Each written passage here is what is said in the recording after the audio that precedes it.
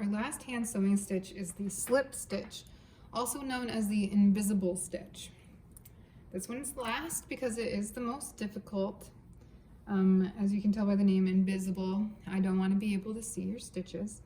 So again, I've got my piece of thread and I have it a single layer. So I have my tail that's shorter, and then my longer piece has the double knot in it. And on this one, I'm going to start at this end and work my way that way. So the little story of this stitch goes that the little bunny comes out from the fold of the fabric. He's a scared little bunny, so when he pops out, he grabs a little bite to eat and then goes right back into his hole where he came out. He tunnels underground and then pops back out, grabs his little bite to eat,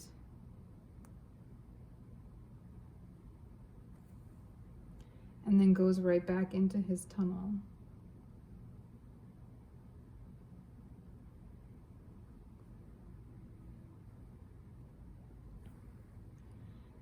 Your stitches want to be that same small distance and keep them even.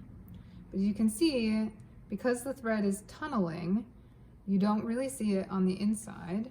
And on the outside, you're just getting these little bites. It should just be the tiniest dot. Just grabbing a couple of the fibers.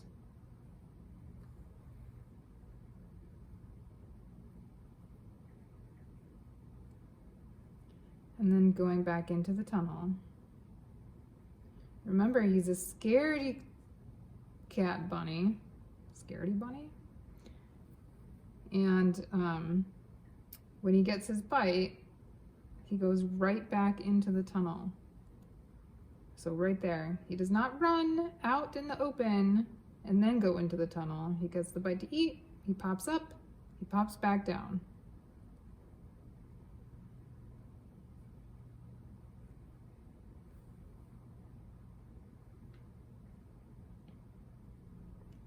And you keep going like this the whole time. This is used for really delicate fabric, sheer fabrics, anything that has like a really fine finishing to it. You don't want to see the hem work, so you do the invisible stitch. You can also use this on like inner linings, so the garment looks good on the inside and the outside.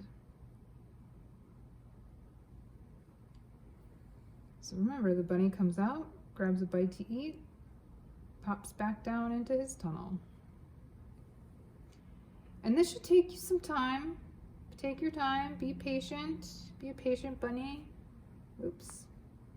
Don't get any loops or knots in your thread. Make sure you're in the tunnel.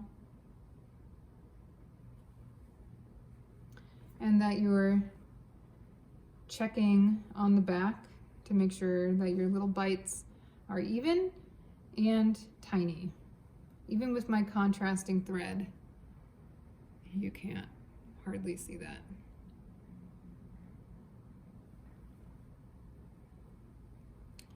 So let me see if I can do it a little closer. So you get your little bite to eat, and then you pop back down into the tunnel, come out for another bite to eat.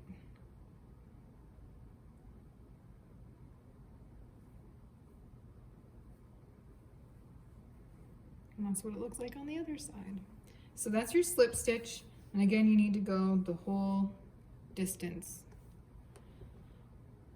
of your sample.